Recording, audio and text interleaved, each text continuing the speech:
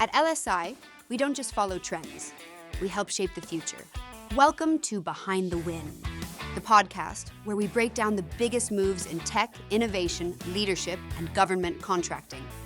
Here at LSI, we're bringing you exclusive conversations with the minds behind groundbreaking advancements, disruptive strategies, and industry-defining wins.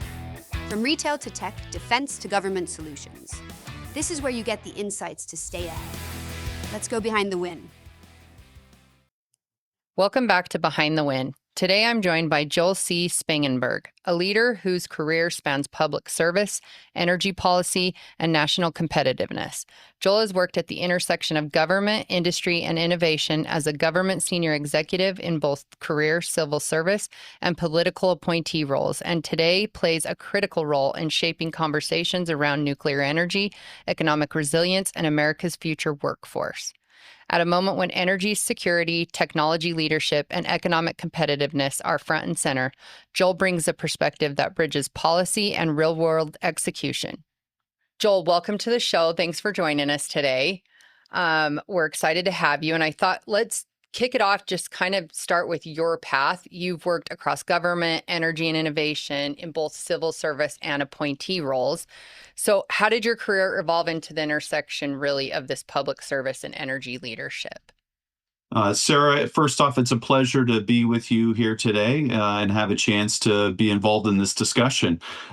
So for my career, how it really started was early on, I ended up wanting to join the Navy and was able to get into the Naval Academy. And that really sparked a desire for public service within me. And as I proceeded during my time there, came that point for service selection and the opportunity to look at going into fields like the nuclear Navy, which would have meant a couple different paths, either submarines or surface. So I went through the interview and was selected for the Naval Nuclear Propulsion Program, and I went down the surface warfare pathway for that. And that's when I started to really get into nuclear power more. So after a tour that I had on a destroyer, a conventionally powered ship, I went to nuclear power school and then prototype. And after qualifying at prototype, I had a chance to go to an aircraft carrier, the USS Abraham Lincoln, and be a propulsion plant watch officer and really get that experience at sea with nuclear power. So it was quite a great opportunity and really an honor to be able to support the nation in that way. And really feeling that passion about nuclear, I was able to move it forward into different ways. So after I'd served in the Navy, I went to work in the U.S. Senate. Then later as a senior civilian at Naval Reactors, and then at the National Nuclear Security Administration, and then at the Defense Nuclear Facility Safety Board. These were great opportunities to get a different perspective on nuclear and different aspects of nuclear. So not only on propulsion, but things like non-proliferation or weapons programs, and also safety. And having that experience in government was helpful in nuclear, but I also was able to bring a management perspective to things. And my last opportunity in government was to actually be the head of the U.S. Selective Service System, an independent agency. And that gave me an opportunity to take a number of lessons from throughout my career and really being in a great culture, a great safety culture, quality culture, and a culture that embraced operational excellence. And integrating that in a way as the leader of an agency that would be really impactful and focus on things like modernization and readiness to really bring out the best aspects of that agency. So really that's what got me going on the public service side. And then it got really exciting for me when I had a chance to go work at a frontier startup doing advanced nuclear technology focused on the maritime domain. So really those two things really inspired me quite a bit. How long were you in the Navy? So I did 7.5 years active duty. Wow, that's amazing.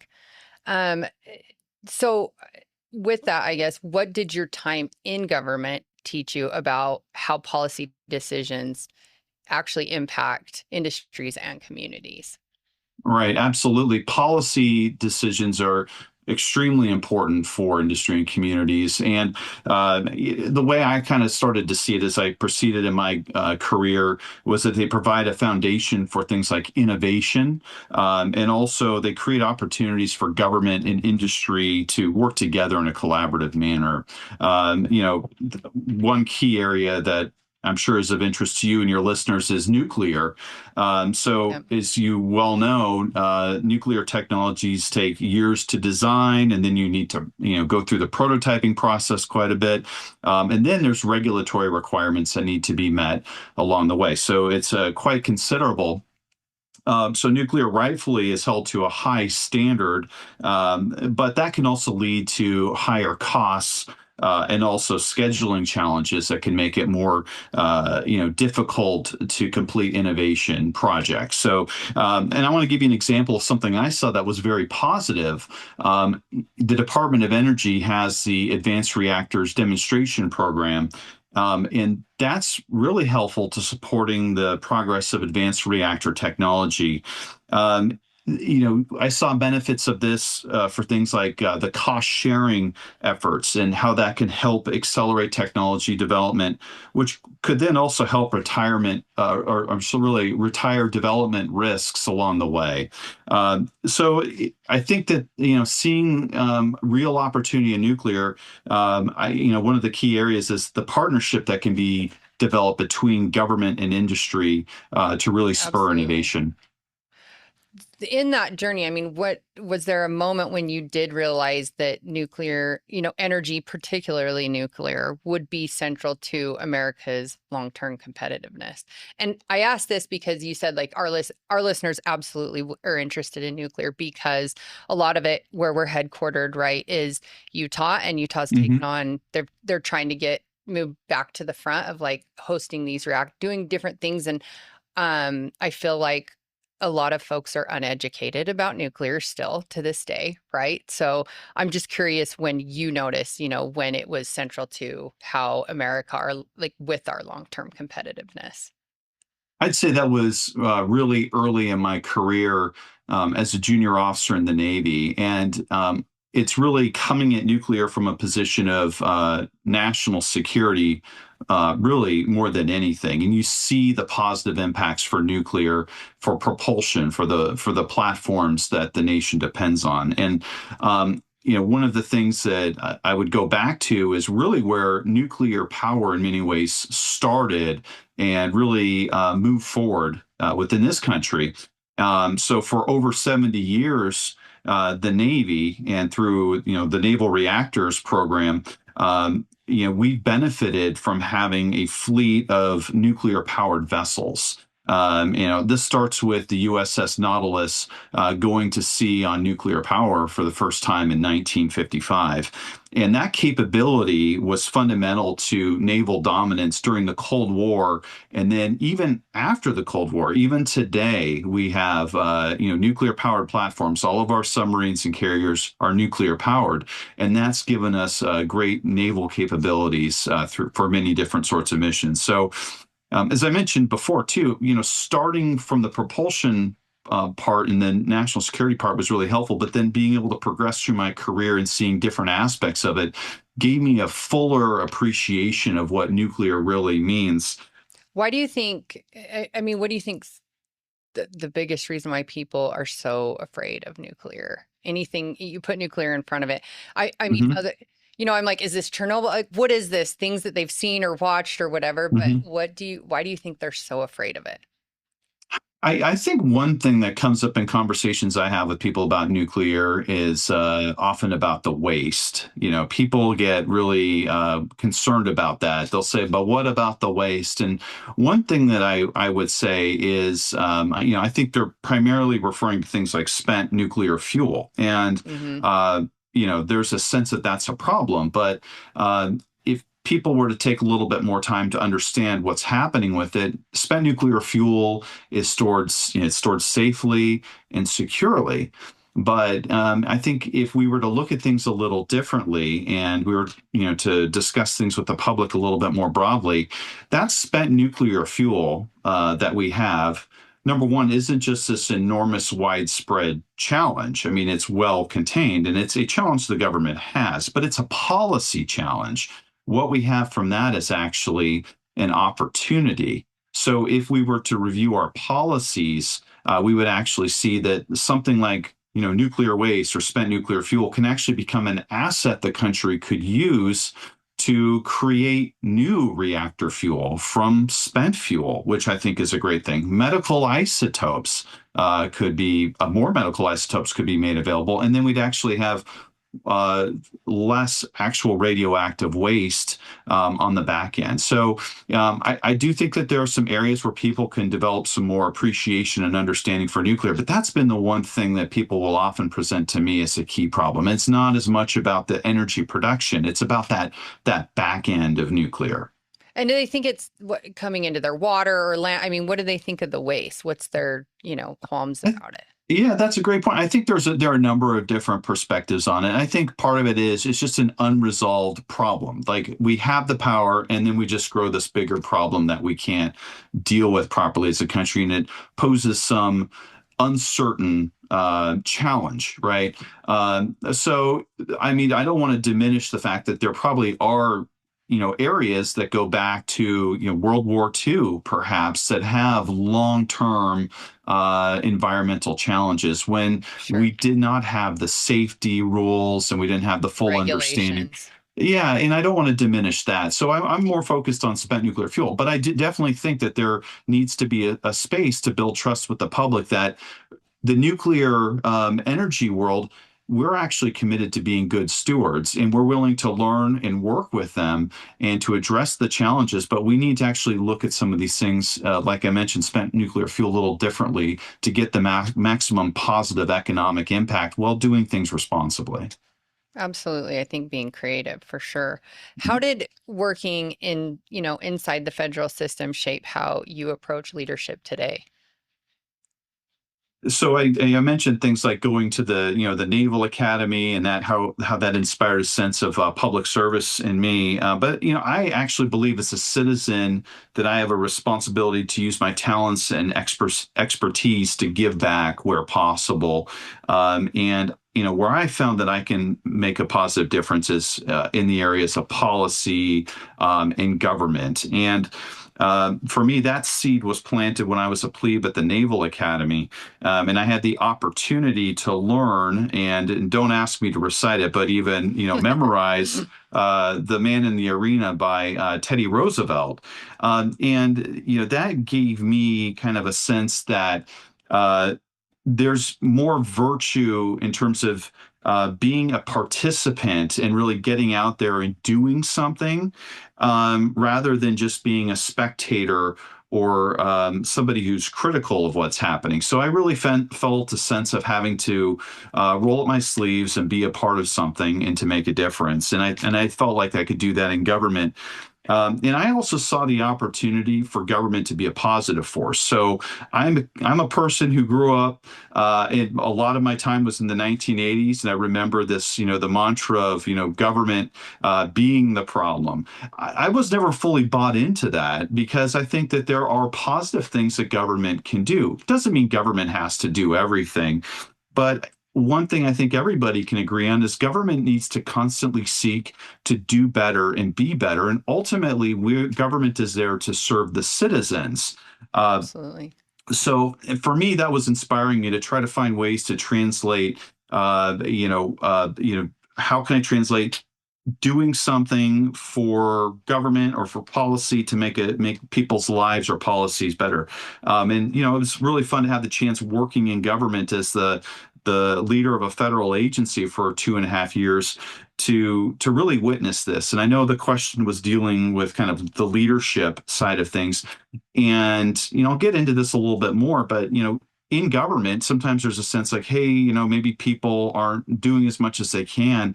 I actually saw something different. I saw that employees were hungry to make a difference, um, and do the best that they could. Often, there were reasons why maybe they couldn't, but you had to find a way. And it was incumbent on leaders within agencies, and my agency too, to meet that moment and work with them to find better outcomes to deliver for the American people. So this materialized in things like creating clear strategic visions, confronting and overcoming registration and readiness challenges at selective service, and looking for ways to make government more citizen centric. And I thought a real key thing, which I think links the public sector and the private sector well, is using an approach that I had learned through the National Academy of Public Administration, which is called agile government.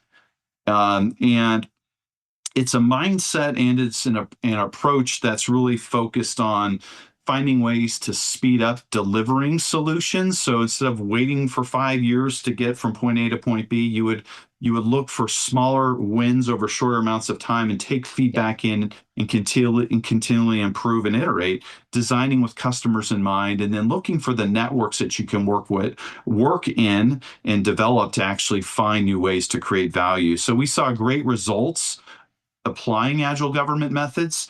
And, I think that really was something that I found was quite important. And that still shapes my leadership today. And, even in like coming out of a startup, that's important. You're not going to be a big organization. You need to be nimble. You can't let yourself just say, hey, because you're working with government, you always have to work at that pace. You can work at a pace that's faster, and you can find ways to deliver value at a faster pace. And that's certainly, it's certainly the right attitude to proceed with.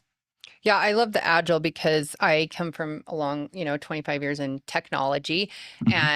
and agile is what we work with, right? Having something like a government entity who has a lot of bureaucracy, I think that's so great because we did it in sprints, right? We'd call them sprints. Like you said, it's not a marathon. You break the work up into increments so that you see added continuous value. So I love that. I think that's a great concept. What lessons, from your time in government do you still feel like apply today? Mhm. I mean, I think it's those sorts of things. I mean, whether you're in the public sector or private sector, um, I think that bold vision really matters. So I don't think there's any way to escape that. And then also about kind of taking responsibility and applying clear action. So when I really look at like take a step back and look at this from a leadership perspective, that ability to create vision and communicate it, to work with people to create clear pathways that are well sequenced, and understand the systems, if you will, because it's not just about one piece or another. Really, to get success, you have to really integrate those systems thoughtfully and then mobilize the resources. And that ability to repeat that, I think, is really key. And I think that's transcendent across the public sector space and also the government's, I'm sorry, the private sector space as well. Right. That mindset is really stuck with me. Tell me, where do you see disconnects between policy intent and industry? So what I often see here is that, from the government side, not only is it intent, but government often is coming at things from a policy perspective. And there's an assumption that a lot of the capacity exists before it really does.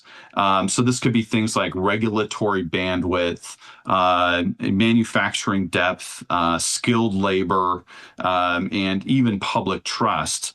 And these policy timelines that can be set in places like Capitol Hill, the White House, and these do tend to get set a little bit more politically, whereas execution timelines, and these are things that I believe that industry really has to look at a lot Sure. more closely, are more physical and real. So where there maybe is a bit of a disconnect, perhaps industry isn't resisting progress so much as they are responding maybe really truly rationally to a sense of constraint that, they're not fully ready to execute certain things at certain times, and they're operating in that real space. So I think that's where you can see that happening. Yeah, and my husband works for government. We won't say Hmm. which one, but and he left for 2 years to go work for industry and then came back. And sometimes I think like they should give them a 6 month or a year sabbatical and let them go work Hmm. in industry. Like to me, you're a triple threat, right? You've been in military, government, and industry. And so I think that that just helps with the holistic picture of the entire life cycle, you know? Uh, Absolutely.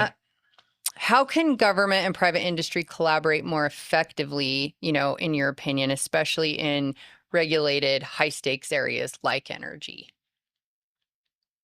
So I believe collaboration definitely improves significantly when integration can happen earlier in the process. And I think that one thing that I saw in government, I mean, there's a lot of emphasis on oversight, and I get that. Hmm. There's a reason why there are committees in Congress and why Congress is empowered to do its job. Maybe it's one of the things they can do. Uh, but there also needs to maybe be a bit of a shift in emphasis from purely oversight after the fact to more of a shared commitment up front to get things done. So industry should be treated really as a full systems partner wherever possible, and not only as a regulated entity. And to really make this happen, I think it's really reasonable that regulators should be properly resourced to learn about innovation happening, emerging technologies being developed early, and then maintain that dialogue with industry around the technology so they can help shape future regulations in a thoughtful manner. Because you don't need overly onerous and disconnected regulations. You want them to be well informed. And I actually sense that this is happening. This is happening, I believe, in areas like advanced nuclear technology and fusion. I mean, you could even see this kind of structurally happening. Even today, I saw an announcement by the Nuclear Regulatory Commission that they're going to be reorganizing, and I believe with some of the thoughts like this in mind, to really to be of course, they have an oversight role, but I also think to help give them more efficiency and effectiveness in the process and working with industry that has solutions that they want to bring to bear for energy. So it's exciting to see this happen in different ways. Um, and ultimately, when that integration happens earlier, I believe that you'll get better execution and at high standards. Yeah. And some people think, I agree with you. I think helping shape the requirements, we do this on some of the contracts that we have today, and people will say, isn't that illegal? I'm not saying, hey, you have to hire a dark-headed CEO. Yeah. We're trying to say, hey, based on what us being an incumbent, here's what didn't work and here's what did. You guys take it back and figure out if that's going to work for you or not. But we're just trying to give our opinion of, coming from Yes. industry side, if that does work. Can you think of, a successful public-private partnership, what that actually looked like in practice? Yeah, so first off, I just wanted to touch on the concept of public-private partnerships. And I believe that they can deliver value to customers by potentially bringing strengths of government and industry together. And this aligns, I think, vision. We talked about government being good at intent and execution, industry having to really deal Yep. with the constraints. It brings them together in a powerful way. And they, in my mind, public-private partnerships increase opportunities to execute projects more confidently and repeatedly, and they're good for stakeholders and investors alike. And I think things like having shared definitions of success, clear ownership of interfaces, aligned incentives across the life cycle, feedback loops that are meaningful, that allows the proper course correction to happen. So when there are small issues, they can be addressed before they become systemic ones, which, by the way, is a fundamental thing to even how an organization like naval reactors they've set up their culture around that to address small challenges before they become big problems. So I think there are real opportunities to do that well together, and those are some of the keys. And ultimately, this is going to increase the chances of meeting the vision and getting the results that people want. And I think that's a there's a lot of bright spots there to talk about. I mean, I mentioned uh, the program at Department of Energy, the Advanced Reactors Demonstration Program. And that there's a cost sharing effort there. There is a partnership there around innovation. So I think you see this play itself out in different ways across different industries or types of infrastructure in the country. And I think there's a lot of value there. Okay, one more question on nuclear before I hit you Mhm. with some quick round ones. But if the US wants to stay competitive globally, what role does nuclear have to play? Okay, so that's a great question. I mean, nuclear to me has to be front and center, and I don't think nuclear should just be looked at as just another energy option. And I don't think anybody is really saying that anymore. Maybe if you went back 5 or 10 years, I don't think nuclear was kind of getting the same traction it is today. I mean, at that point, Sure. we were in the midst of the shale revolution. A lot more emphasis was placed on things like solar power, but if you look at really the dramatic impact nuclear has had in its different manifestations over the past 75, 80 years, there's a lot to it. It truly is a strategic asset for us, and it is also strategic infrastructure. And I will once again go back to this point. It's one of the few technologies that really can deliver reliable, clean power at scale while supporting national security, industrial capabilities, and more.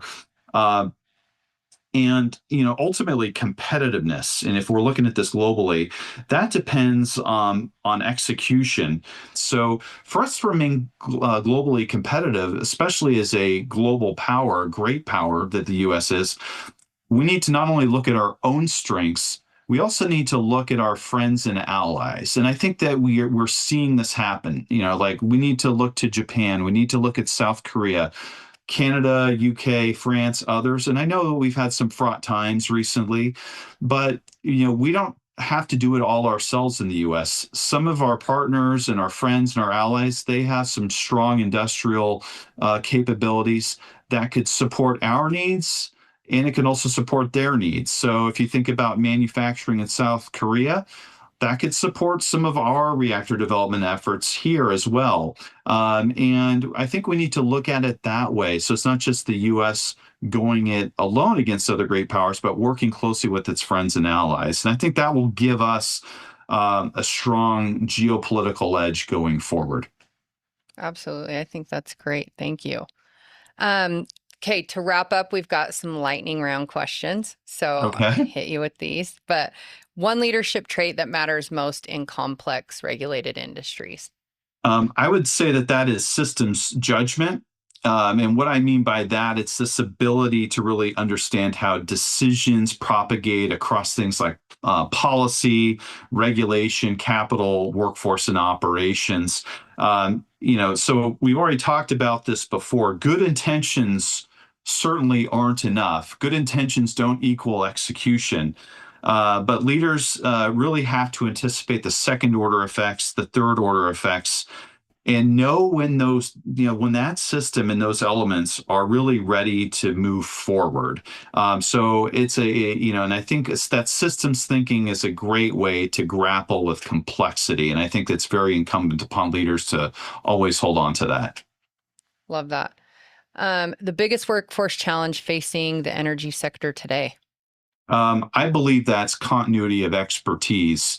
Okay. So we're losing deep technical and operational expertise faster than we're generating it, especially in high consequence fields. So at the same time, younger talent, they want to have jobs that are meaningful with purpose. They want to make an impact. And I totally get that. You just heard me talking about that early in Right. my life, being really starry eyed about public service and making a difference. So I think that's truly an evergreen concept. And I want to really kind of say something. I know, I don't want states to feel left out. And I want to really kind of give a shout out to the state of South Carolina here. I went to the South Carolina Nuclear Summit in December, And I was really impressed. South Carolina has really done a lot to set itself up. I think they're the number three in terms of having nuclear energy production and nuclear on their grid in the country. They're very proud of that. And they're also very forward thinking about nuclear. What I also love there is they're really mindful about bringing some of their really impressive universities and their system of community colleges together to really prepare the nuclear workforce of the future. It's not just operators, it's also people who can do the construction work and know the trades. So I think that that's something that other states can be thoughtful about as well. It's not a surefire solution, but I think really kind of getting ahead of those workforce challenges can really pay some dividends. Absolutely. And I think you saying, right, we've talked about public and private, but really education has to be, whether that's trade schools, whether that's the universities, has to be part of that full ecosystem too. Couldn't agree more. Um, how we attract, how do we attract the next generation?